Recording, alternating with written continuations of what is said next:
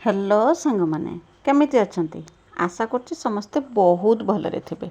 आपण समस्त को मो तरफ जय गुरु ठाकुर डाकुची आपण भलरे रुहतु सुस्थ रुहतु आपणकर पूरा दिनटी मंगलमय हो आउ भलरे भलरे कटि जाओ। तो मु भी भलरे अछि सबुदिन भले ये गोटे सुंदर सकाळ आरंभ आउ ये सुंदर सकाळ आउ गोटे फ्रेश आउ नुआ ब्लॉग को मु पुष्प आपण समस्त को स्वागत करुछि। तो यहाँ पूरा सकाळ बेलार भिडियो सकाळ बेला नुहे समय पाखापाखि 7टा कि 7:30 खंडे हो सकाळ काम धाम सब सरी देकी चा पिया काम भी सरी तापर आसिक गाई काम जी सब सर माने गाई धुआ काम सब सरी आसचे आम बाड़ी की कहीं जो 2-3 दिन है वर्षा होता ना बाड़ी में किसी काम कर होलानी। तो आज सकाळे भी झिपा झिपा वर्षा टिके होगी चलीगला कि जोर वर्षा है ना पाग बहुत सुंदर अच्छे आउ जेहेतु 2-3 दिन है बाड़ीर किसी काम करना वर्षा पाई कि से काम बहुत सारा काम रही। तो खाली एमती टिके आसु आसिक खाली बुली देकी चली जाओ कईटी कौन है न हो भेंडी 2-3टा तुलिकी नहीं झुड़ंग भी बाबा 2-4टा खंडे तुलिकी नहीं झुड़ंग भी गचर होती तुलियापाई कि भेंडी भी होती कुंदूरी भी होती आउ साग भी बढ़ीगला कटा हवापाई कि तो यरकम आउे आहरी भी माने बहुत सारा काम अच्छे बाड़ी में घास भी सब पूरा मातीगला जिते तो घास उपरला बेलू घास से रकम हो घास भी किसी उपड़ा हम गछ भी किसी लगे यरकम बहुत सारा पेंडिंग काम रही वर्षा हेने तो यू कम बढ़ी जाए। आ खरा दिन तो जेकोसी गछ पुतिने से गछ हम ना जेहेतु माने वर्षा दिन जे गछ नगा हवा कथा से गछ सब लगा हम से आज सकाଳେ जेहेतु वर्षा टिके कमिगला तो पागर टिके परिवर्तन है जना पड़ला। तो बाबा मु 2 जन पलि आसिले बाड़ी के काम करने कि घरे सब कम सर ये कम सर गलापर गाधुआ पाधुआ करके खियापिया करवा। तो आसिक तो प्रथम मु करना भेंडी तुली तापर करना जाकि झुड़ंग तुली आ भेंडी झुड़ंग कुंदूरी मो जहाँ तुलवा कथा सब तुला तुली कर बाबा तारी भितर करना गचरे सार दबा हवा मान दवापाई कि तापर करना जेटी अगड़ू मगड़ू काम सब जहाँ सब थिला ताकू सब करुले तारी भितर बाबा एठी घास उपड़ा होता घास सब होती गछ नगाही आंब कषि अदा गछ नगाही कि कखारू गछ भी सब लगाही घास बहुत सारा वर्षा जुगुरु बहुत सारा घास सब माती होता ताकू सब बाबा उपाड़ुले आउ कना मंदार गछ पाई जो फूलर तो बर्तमान अभाव आउ मंदार गछ वर्षा दिन में किंतु फूलर अभाव हुए जेहेतु आमर गछ ना गोटे केवल से धला मंदार गछ ही अच्छी चौरा पाखर तो जेटी मु फूल तुले आगु गोटे गछ थिला एबे से गछटा नाही आज केवल गोटे गछ अच्छे जेहेतु से कि वर्षा दिन मोर गछ नगेनि मंदार गछ नगेनि सेटा शीघ्र हो बोलिकी माने बंचीज मरबनी बंचीज बोलिकी मंदार डाल आणिकी भी पुती आउ अनारस जे थिला अनारसर गछ भी आणिकी पुती ये जो घास बछा सरला परे जगटा फांका हो फांका है ये भी अनारस गछ भी नगाज यही रकम विभिन्न प्रकार काम सब धिनिकी आम बाड़ी की आसुँच आ मंजी तो सब किणा होगी आसिक नगा होता से सब किसी भी गछ उठिलानी केवल लाउ गछ जहाँ उठी ना आउ जो कि बोईताल गछ काकुड़ी कलरा जहाँ सब नगा होता से सब गछ किसी भी उठिलानी पुणी मंजी अणाही रखाही टिके पागर परिवर्तन है टिके खरा पाग है नगा हम बोलिकी। तो देखा से गछ हम जदि हम नने ना आउ कौन करवा खरा दिन नगेले नगेकी माने जिते नगेले से सब करना एत मात्रार खरा होता जे सब गछ उठी सब गछ सब जलीगला पुणी आउ थे नगा से गछ आ उठिलानी ए वर्षा पाई उठिलानी कईटी गोटे अधे उठी कि कौन कर तार भी ठीक ठिकाना ना।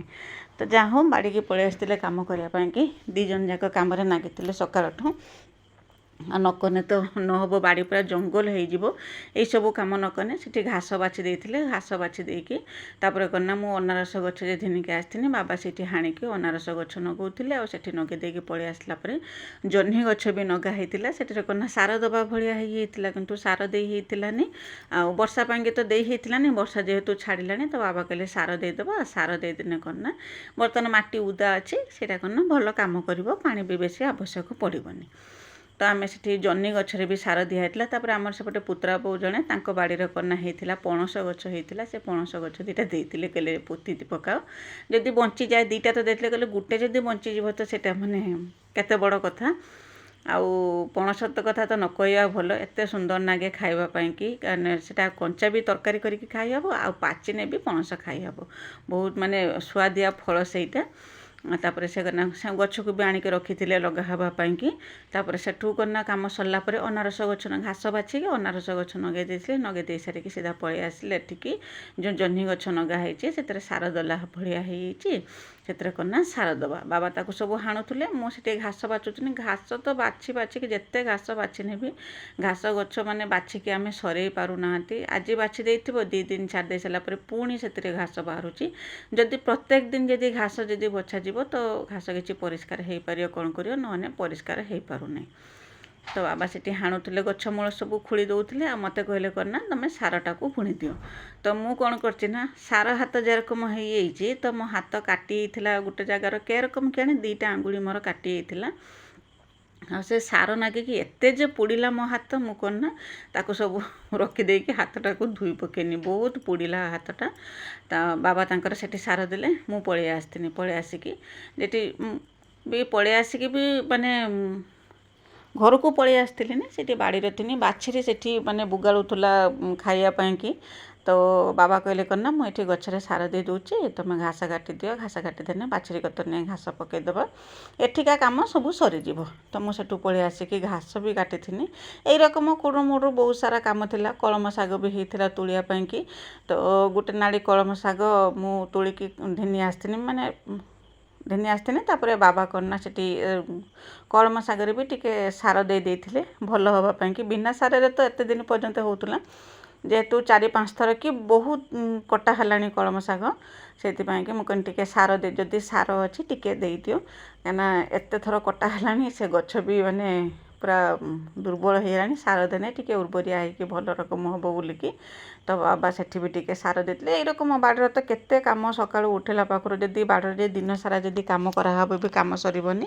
ଆଉ ଏଇ ଜାଗାଟା ପରିଷ୍କାର ଅଛି ଏଇଥିପାଇଁକି ଯେ ଏଇ ଜାଗାରେ ତ ଘାସ ସବୁ ଆମେ ଉପାଡ଼ି ଦେଇଥିଲେ। ତାପରେ ମଝିରେ ମଝିରେ ଯାଇକିନା ଯେହେତୁ ଫାଙ୍କା ଅଛି, ଗୋଟେ ଅଧେ ଗଛ ଉଠିଲା ବେଳକୁ, ଘାସ ଗଛ ଉଠିଲା ବେଳକୁ ଆମେ ଖନା ତାକୁ ଉପାଡ଼ି ଦେଉଛନ୍ତି, ଯେଉଁଥିପାଇଁକି ଏଇ ଜାଗାଟା ଏବେ ପରିଷ୍କାର ଅଛି। ଆଉ ଆମ ଯେଉଁ ପଛପଟିକି ଯେ ସବୁ ଜାଗା ରହିଲା, ସେ ଜାଗାକୁ ଆମେ ମାନେ ଯେତେ ଚେଷ୍ଟା କଲେ ବି ପରିଷ୍କାର କରିବା ପାଇଁକି ଆମେ ପରିଷ୍କାର କରିପାରୁନାହୁଁ। ଏତେ ମାତ୍ରାର ଘାସ ହେଇଛି ସେଠି ନ କହିବା ଭଲ, ବାଡ଼ି ସାରା। ଆଉ ଗଛ ହେନ ତ ଘାସ ହେବ ସେରକମ। ସେଠି କାମ ସରିଲା ପରେ ମୁଁ ପଳେଇ ଆସିଥିଲି ସେଠି ଘାସ କାଟିବା ପାଇଁ। ଘାସ କାଟିକି ବାଛୁରୀ ଗତର ପକାଇଦେଲେ ବାଛୁରୀର ଦିନ ସାରାରେ ବି ହେଇଯିବ। ଏ ଘାସ ତ ଆଉ ଉପାଡ଼ି ହେଉନାହିଁ, ଏବେ କ'ଣ ନା କଟା ହେଇକି ପଡ଼ୁଛି ତା ପାଖରେ, ସେ ଖାଉଛି। ଆଉ କିଛି ଦିନ ଗଲା ପରେ ଗୁରୁ ତ ମାନେ ବନ୍ଧା ହେଇକି ରହିବେ। ଗାଈ ତ ଆଉ ବିଲକୁ ଯିବନି, କାହିଁକିନା ବିଲ କାମ ଆରମ୍ଭ ହେଇଯିବ। ଗାଈ ତ ଆଉ ବିଲକୁ ଯିବନି, ଘରେ ବନ୍ଧା ହେଇକି ରହିବ। ତା ପାଇଁକି ବି ସବୁଜ ଘାସ ଦରକାର। ତ ଏଇଠୁ ହିଁ କଟା ହେଇକି ତା ପାଖରେ ପଡ଼ିବ, ଆଉ କ'ଣ ହେବ। ଆଉ କେଉଁଠୁ ଆସିବ? ଆଉ ତ କିଏ କୁଆଡ଼େ ନାହିଁ ଯେ ମାନେ ବନ୍ଧା ହେଲା ଭଳିଆ। ଏଇଠି ହିଁ ଘାସ କଟା ହେଇକି ତା ପାଖରେ ପଡ଼ିବ, ଆଉ ସେ ଖାଇବ। ଏଇରକମ ସକାଳୁ ପୁରୁ ଆମର କାମ ଚାଲିଥିଲା 2 ଜଣଙ୍କର। ଆସିକି ମାନେ କାମ ସବୁ ସରିଲା ବେଳକୁ 9ଟା ବାଜିଯାଇଥିଲା। ଯାଇଥିଲେ ସକାଳେ ଚା ଟିକେ ପିଇ ଦେଇକି ବାଡ଼ିକି ଯାଇଥିଲେ। ଆସିକି ମାନେ ପହଞ୍ଚିଲା ବେଳକୁ, ଗାଧୁଆ ପାଧୁଆ କରିସାରିଲା ବେଳକୁ 9ଟା ବାଜିଯାଇଥିଲା। ବହୁତ ଜୋରସେ ଭୋକ ଲାଗିଥିଲା। 9ଟା କ'ଣ, ହଁ, ଗାଧୁଆ ପାଧୁଆ କରି ଠାକୁର ପୂଜା ସରେଇ ଖିଆପିଆ କରିସାରିଲା ବେଳକୁ 10:30ଟା ସମୟ ହେଇଯାଇଥିଲା। ଜାଣିପାରୁଥିବେ କେତେ ସମୟ ଆମେ ବାଡ଼ିରେ ରହିଥିଲେ। ସେଠି ଘାସ କଟା କାମ ବି ସରିଗଲା। ଆଉ ଏଠିକି ପଳେଇ ଆସିଲେ, ଯେଉଁ ପଣସ ଗଛ 2ଟା ଯେଉଁ ଥିଲା ନଗେଇବା ପାଇଁକି, ପଣସ ଗଛ ନଗେଇଲେ। ଆଉ ଯେଇଠି ଯେ ଗଛ ପୋତିବାକୁ ଆସିବ ମାନେ ଆଗର ସେଠି ଘାସ ବାଛିବାକୁ ପଡ଼ିବ, ତାପରେ କରିନା ଗଛ ପୋତାଯିବ। ତ ଏରକମ ହେଇଯାଇଛି ବାଡ଼ିଟା। ତ ଆଗରୁ ତ ଏଇ ଜାଗାଟା ଘର ଥିଲା, କେତେ ପରିଷ୍କାର ପରିଚ୍ଛନ୍ନ, ଗୋଟେ କି ଘାସ ନଥିଲା ଭିତରେ। ତାପରେ ଯେତେବେଳେ ଘର ଭଙ୍ଗା ହେଇଗଲା, ମାଟି ସବୁ ଖେଳା ହେଇଥିଲା, ପୁରା ପରିଷ୍କାର ଥିଲା। କେଉଁଠୁ ଏ ଘାସ ଆସିଲା କିଛି ଜଣା ବି ପଡ଼ୁନି, ମାନେ ମାଟିରୁ ସୃଷ୍ଟି ହେଇଛି ଏ ଘାସ। ପୁରା ମାନେ କ'ଣ ନା ଏତେ ବର୍ଷ ବର୍ଷ ଧରିକି, କାହିଁ କେତେ ବର୍ଷର ଘର, ଯେତେବେଳେ ମାନେ ମାଟିର ମିଶିଗଲା ତାପରେ ହେଇଗଲା ଘାସ। ଆପେ ଆପେ ଘାସ ହେଇଗଲା ତା ଉପରୁ। ନା କେଉଁଠି କିଏ ଘାସ ଆଣିକି ପକେଇଛି ନା କ'ଣ କରିଛି, ମଞ୍ଜି କିଏ ପକେଇଛି ନା କ'ଣ କରିଛି, ଆପେ ଆପେ ଘାସ ଏଠି ଉଠିଯାଇଛି। ଯାଉ ଘାସ ତ ହେବ ହିଁ ହେବ, ସେଇଟା ତ ମାଟିରୁ ତିଆରି। ତ ଏଠି ଆସିକି ବାବା ମୁଁ 2 ଜଣ ପଣସ ଗଛ 2ଟା ନଗେଇ ଦେଇଥିଲେ। ଆଉ ନଗେଇ ଦେଇ ସାରିକି ଝୁଡ଼ଙ୍ଗ ଯେ ମୁଁ ତୋଳିଥିନି, ଝୁଡ଼ଙ୍ଗ କାହିଁକିନା 2-3 ଦିନ ହେଲା, ଆଜି ବେଶୀ କରିକି ଟିକେ ଝୁଡ଼ଙ୍ଗ ବାହାରିଥିଲା। ନାଡ଼ୁକା ଯେଟାକୁ ଆମେ କହୁ, କାହିଁକିନା 2-3 ଦିନ ହେଲା ବର୍ଷା ଯୋଗୁରୁ ତୋଳା ହେଇଥିଲାନି, ସବୁ ରହିଥିଲା। କିଛି ବି ସେନ୍ତର ମାନେ ପାଚିଗଲା ରକମ ଗଲାଣି। ଯାହା ବି ଥିଲା ମୁଁ ତାକୁ ସବୁ ତୋଳି ପକେଇଥିନି। ତୋଳି ପକେଇକି ଘିନିକି ଆସିଥିଲେ, କାମ ସରିଯାଇଥିଲା। ଫୁଲ ଗଛ ବି ବାବା ଗୋଟେ ଆଣିଥିଲେ, ସେବତୀ ଫୁଲ ଗଛ। ସେବତୀ ଫୁଲ ଗଛ ବି ନଗେଇଥିଲେ। ଏଇରକମ ସକାଳ ପୁରୁ କାମ ଆମର ଚାଲିଥିଲା। ଫୁଲ ଗଛ ନଗେଇ ସାରିକି ସେଠୁ ଆମେ ଘରକୁ ଆସିଥିଲେ। ସକାଳ ଆଉ ପାଗଟା ବହୁତ ସୁନ୍ଦର ପାଗ କରିଥିଲା, ପବନ ବି ଦେଉଥିଲା। ରାତି ସାରା ତ ବହୁତ ଜୋର ପବନ ଦେଉଥିଲା, ମାନେ କୋହଲିଆ କୋହଲିଆ ପବନ ଦେଉଥିଲା, ଶୀତ ଲାଗୁଥିଲା। ମାନେ ଏତେ ଦିନ ପରେ ମାନେ ପାଗର ପରିବର୍ତ୍ତନ ହେଲା, ମାନେ ଥଣ୍ଡା ପଡ଼ିଲା ଆଉ ଦେହକୁ ଶୀତ ଲାଗିଲା। ଆଗରୁ କ'ଣ ବର୍ଷା ହେନେ ବି ସୁଦ୍ଧା ବି ଗୁଳୁଗୁଳି ହେଉଥିଲା, ବହୁତ ମାତ୍ରାରେ ଗୁଳୁଗୁଳି ହେଉଥିଲା। କିନ୍ତୁ ଏବେ କ'ଣ ନା ବର୍ଷା ଛାଡ଼ିଲା ପରେ ଯେଉଁ କୋହଲିଆ ପବନ ଦେଉଛି ଦେହକୁ ଟିକେ ଆରାମ ଲାଗୁଛି, ମାନେ ଗୁଳୁଗୁଳିଟା ହେଉନାହିଁ। ବହୁତ ସୁନ୍ଦର ପାଗ ଥିଲା, ସେଇଥିପାଇଁ କି ଏତେ ସମୟ ବାଡ଼ିରେ ଆମ କାମ କରିପାରିଲେ। ନହେଲେ ଯଦି ଗରମ ହେଇଥାନ୍ତା ତ ଏତେ ସମୟ ବାଡ଼ିରେ ବିଲକୁଲ ବି କାମ କରି ହେଇଥାନ୍ତାନି। ତ ସକାଳ ହେଲା ବେଳକୁ ତ ଏଠି ଖରା ପଡ଼ିଯିବ, ଆଉ ବାଡ଼ିରେ ଆସି କ'ଣ କାମ କରିବା, ଯାହା ବି କାମ ହୁଏ ସବୁ ବେଳଓଳିର କାମ ହୁଏ। ତାପରେ ଏଠିକା କାମ ସବୁ ସରିଯାଇଥିଲା। ଆଉ କ'ଣ ନା ଲାଷ୍ଟରେ ଘାସ ଯେ କାଟିକି ରଖିଥିଲି ବାବା ସବୁ ଆଣିଥିଲେ, ଆଣିକି ବାଛିରି ପାଖରେ ପକାଇଥିଲେ।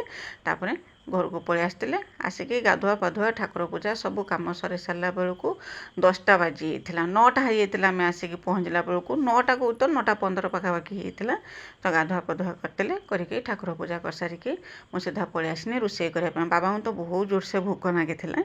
ଆଉ ସେ କ'ଣ ନା କହିଲେ ମୋତେ ପଖାଳ ଦିଏ, ମୁଁ ଆଜି ପଖାଳ ଖାଇମି। ଆଉ ରୁଟି କରିବା ପାଇଁ ସମୟ ବି ଥିଲାନି, ମୋର ବି ଏତେ ପେସେନ୍ସ ଥିଲାନି ଯେ ରୁଟି କରିବା ପାଇଁ କି। ସମୟ ତ ବେଶୀ ହେଇଥିଲାନି କହିବାକୁ ଗଲେ, ଆମର ତ ଖାଇବା ସମୟଟା, କିନ୍ତୁ ସକାଳୁ ପର୍ଯ୍ୟନ୍ତ ଏତେ ଯେଉଁ ପରିଶ୍ରମ ହେଇଥିଲା ନା, ସେ ପରିଶ୍ରମ ପାଇଁକି ହିଁ ଭୋକ ଲାଗୁଥିଲା। ତ ମୁଁ ଭଜାଟା ବସାଇ ଦେଇଥିଲି, ଆଉ ଭାତ ବାଢ଼ିକି ନେଇକି ବାବାଙ୍କୁ ଦେଇଥିଲି, ଆଉ ଏଠି ଭଜାଟା ବି ବସାଇ ଦେଇଥିଲି। ଆଉ ସାଙ୍ଗେ ସାଙ୍ଗେ ଭଜାଟା ହେଲା ପରେ ମୁଁ ମୋର ବି ନେଇଥିଲି ଖାଇବା ପାଇଁକି ବାଢ଼ିକି। ବାବା ମୁଁ 2 ଜଣ ଖାଇ ଦେଇଥିଲେ, ପଖାଳ ଖାଇଥିଲେ। ଆଉ ଛୁଆ 2 ଜଣ ସେମାନେ କ'ଣ ନା ଜଳଖିଆ ଖାଇ ଦେଇଥିଲେ। ତ ଏଇରକମ ଆମର ମର୍ଣ୍ଣିଂ ରୁଟିନ୍ଟା ଆଜି ଥିଲା। ସକାଳଠୁ ଉଠିକି ଯେ କାମରେ ନାଗିଛି ବିଲକୁଲ ବି ଫୁର୍ସତ ନାହିଁ। ତାପରେ କ'ଣ ନା ଖିଆପିଆ ସରିଲା ପରେ ପୁଣି ବାସନକୁସନ ଧୁଆଧୁଇ ସରିଲା ପରେ ଦ୍ୱିପହର ପାଇଁକି ରୋଷେଇବାସ 11ଟା ହେଇଯାଇଥିଲା। ମୁଁ ଆଜି ଚୁଲି ଲଗାଇଲା ବେଳକୁ ଦ୍ୱିପହର ପାଇଁକି ରୋଷେଇବାସ ଆଉ ବେଶୀ କିଛି ବି ମୁଁ ତରକାରୀ ବନେଇଥିଲିନି।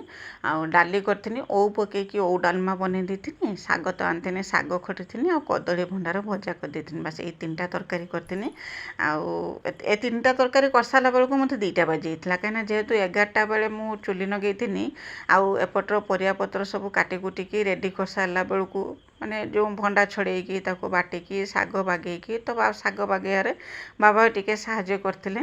ସବୁ କାମ ସରେଇ ସାରିଲା ବେଳକୁ ଆଉ ରୋଷେଇବାସ ସରିଲା ବେଳକୁ 2ଟା ନହେଲେ ବି 1:30ଟା ବାଜିଯାଇଥିଲା ମୋତେ। ଆଉ ଡାଲି ତ ମୁଁ ପ୍ରେସର କୁକର ବସାଇ ଦେଇଥିଲି, ଓଉ କାଟିକି ତା ଦେହରେ ପକାଇକି ବର୍ତ୍ତମାନ ଯେଉଁ କଷି ଓଉ ହେଉଛି ତାକୁ ପକାଇକି ଡାଲି କରିଦେଇଥିଲି। ବାସ୍ ଏଇରକମ। ୟା ପରେ ମୁଁ ଆଉ କିଛି ଭିଡ଼ିଓ ବନେଇଥିଲିନି, ରନ୍ଧାବଢ଼ା ଖିଆପିଆ ସବୁ ତ କରିଥିଲେ। ଭିଡ଼ିଓ ବହୁତ ଲମ୍ବା ହେଇଯାଉଛି, ଆଉ କେତେ ଦିନ ହେବ ଭିଡ଼ିଓରେ ବିଲକୁଲ ବି ଭ୍ୟୁଜ୍ ହେଉନାହିଁ, ଆଉ କମେଣ୍ଟ ବି ଆପଣମାନେ ଲେଖୁନାହାନ୍ତି। କେବଳ ବିଜୟଲକ୍ଷ୍ମୀ ଅପା, ବିଜୟଲକ୍ଷ୍ମୀ ଦିଦି ଗଲା ଭିଡ଼ିଓରେ କମେଣ୍ଟ ଲେଖିଛନ୍ତି। 2 ଜଣଙ୍କୁ ମୋ ତରଫରୁ ବହୁତ ବହୁତ ଧନ୍ୟବାଦ।